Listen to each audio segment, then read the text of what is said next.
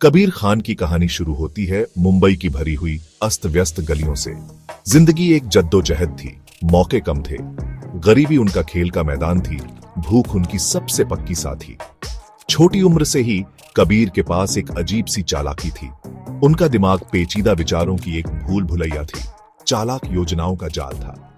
वो किसी अमीर आदमी का पर्स ऐसे चुरा सकते थे जैसे कोई जादूगर जादू दिखा रहा हो, कोई निशान नहीं छोड़ते थे।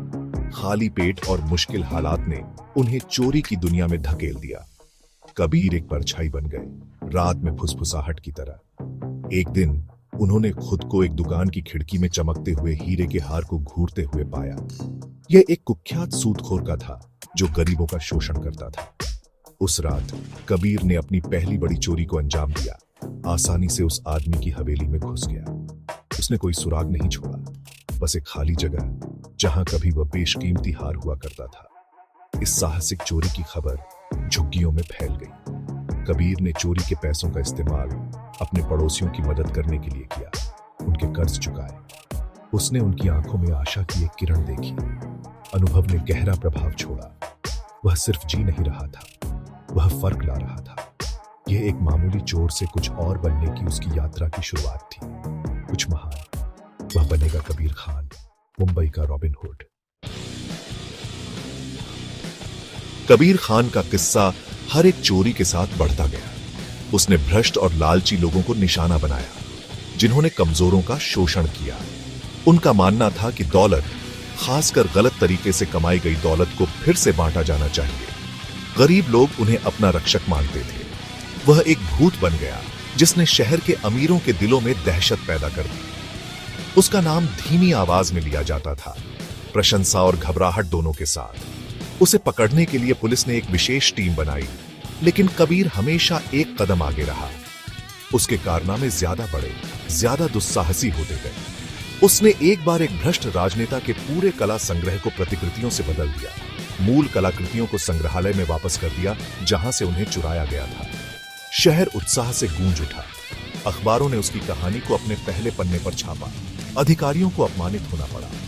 जनता मंत्रमुग्ध थी। कबीर खान आशा का प्रतीक बन गया था, अन्याय के खिलाफ आवाज। लेकिन उनका यह जादुई जीवन हमेशा के लिए नहीं रह सका। जाल बंद होता जा रहा था। इंस्पेक्टर विजय सूर्यवंशी, एक तेज अथक अधिकारी, ने कबीर खान को पकड़ना अपना मिशन बना लिया।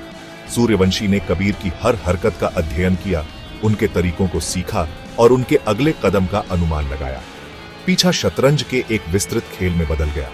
कबीर ने अति आत्मविश्वास में अपने प्रतिडुई शो को कम आंका। एक जाल बिछाया गया, उसे खुले में फंसाने के लिए एक सावधानी पूर्वक योजना बनाई गई। इसमें एक अमूल्य मुगल कलाकृति की नकली नीलामी शामिल थी, जो कबीर की एक झांत कमजोरी थी। चारा काम कर गया। वह सीधे उनके जाल में चला गया। कलाकृति की चमक ने उसे खतरे से अंधा कर दिया। उसका कब्जा तेज था, लगभग अप्रत्याशित।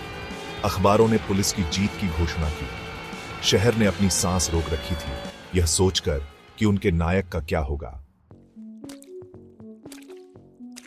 कबीर खान ने खुद को नासिक जेल की भव्य दीवारों के भीतर कैद पाया, जिसे भारत का अल्काट्राज कहा जाता है। उसके अपराधों का भार उस पर पड़ रहा था। अंदर का जीवन कठोर और क्षमाशील था। हर दिन जीने की जंग थी। फिर भी इस ठोस जंगल में भी कबीर की भावना अटूट रही। उसने साथी कैदियों का सम्मान अर्जित किया। उसकी प्रतिष्ठा उससे पहले थी। उसने न्याय व्यवस्था की खामियों, समाज द्वारा भुला दिए गए लोगों की निराशा को प्रत्यक्ष देखा। कैदियों के बीच वह कठोर अपराधियों, छोटे चोरों और गलत तरीके से दोषी ठहराए गए निर्दोष लोगों से मिला। उसने 3 पुरुषों के साथ एक अप्रत्याशित बंधन बनाया। इकबाल, एक मास्टर जालसाज, सलीम, एक विध्वंस विशेषज्ञ और राजेश, एक टेक विशेषज्ञ। कबीर खान भले ही सलाखों के पीछे हो, लेकिन उसका दिमाग पहले से ही बाहर निकलने का रास्ता खोज रहा था। भाग 5, the masterminds blueprint, hatching an impossible escape. ऊंची दीवारों, वॉच टावर्स और क्रूर पहरेदारों वाले नासिक जेल को अभेद्य माना जाता था। लेकिन कबीर खान ने वहां अवसर देखा जहां दूसरों को केवल बाधाएं दिखाई देती थीं। उसने जेल की दिनचर्या, उसकी कमजोरियों का बारीकी से अध्ययन करना शुरू कर दिया। उसके दिमाग में भागने की योजना का बीज जड़ पकड़ने लगा। उसने अपने साहसिक विचार को इकबाल, सलीम और राजेश के साथ साझा किया। साथ में उन्होंने अपने विशिष्ट कौशल को एकत्रित किया, अपने जेल की कोठरी को गुप्त गतिविधि के केंद्र में बदल दिया।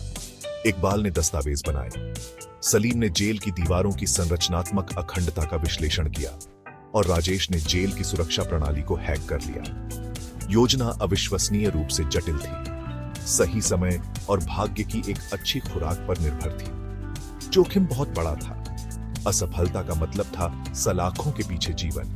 लेकिन कबीर के लिए स्वतंत्रता केवल जेल की भौतिक बाधाओं से बचने के बारे में नहीं थी, यह अपने जीवन को पुनः प्राप्त करने के बारे में था। भाग 6, freedom dawn, a daring escape under the cover of night. अमावस्या की रात की आड़ में ऑपरेशन फ्रीडम शुरू हुआ। एक सावधानी पूर्वक ऑर्केस्ट्रेटेड पावर आउटेज ने जेल को अंधेरे में डुबो दिया। गार्ड हाथापाई करते रहे, उनकी दिनचर्या बाधित हुई। यह उनका पल था।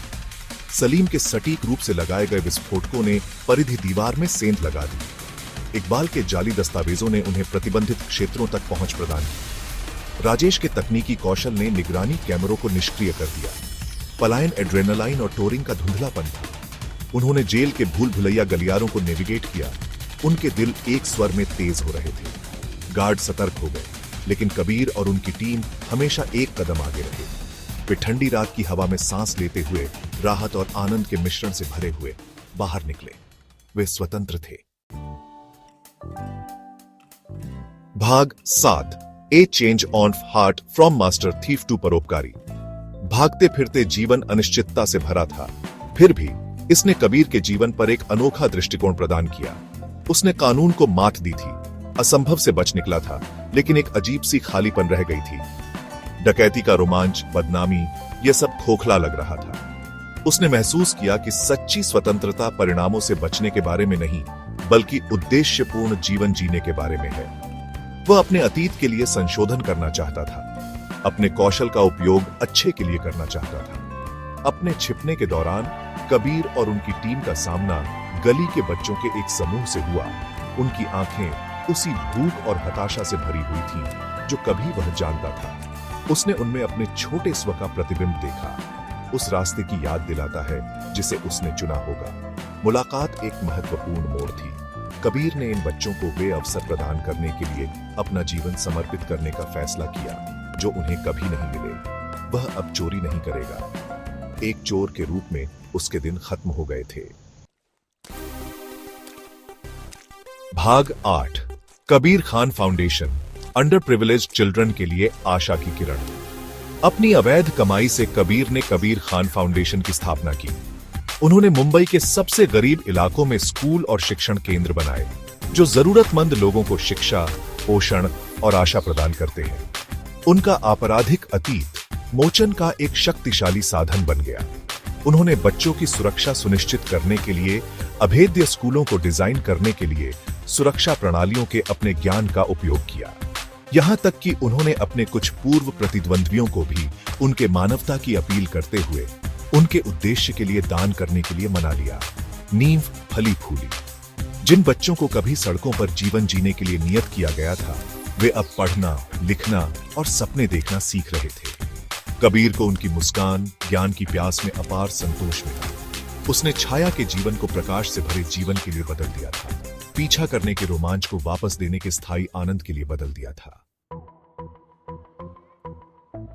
भाग 9, the legacy of a redeemed soul finding purpose in giving back. Kabir Khan की कहानी मोचन की परिवर्तनकारी शक्ति का प्रमाण है।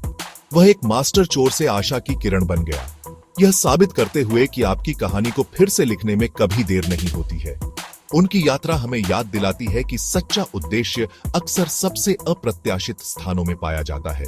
यह हमें समाज द्वारा दिए गए लेबलों से परे देखने के लिए चुनौती देता है, हर इंसान के दिल में रहने वाले अच्छे की क्षमता को देखने के लिए। जबकि अधिकारियों ने उसे खोजना बंद नहीं किया, कबीर खान एक अलग तरह का लेजेंड बन गया। उसने दिखाया कि एक चोर भी मोचन पा सकता है, कि अंधेरे में डूबा हुआ जीवन भी दूसरों के जीवन को रोशन कर सकता है, और वह शायद सबसे बड़ी डकैती है।